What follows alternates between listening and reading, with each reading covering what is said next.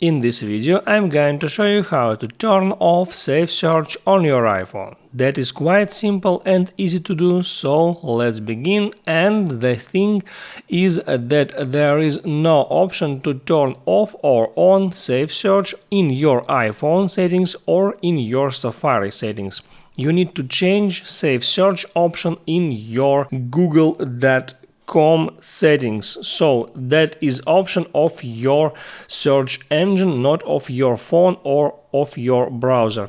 So first open up your Safari browser and go into google.com, and once you are here, tap there on three lines icon and here select settings. So now here you see option of Safe Search filters. It's now set to show explicit results. By default it's set to hide explicit results. So now Safe Search is on, and if I toggle on show explicit results, now Safe Search is off. Set it to turn off Safe Search on your iPhone.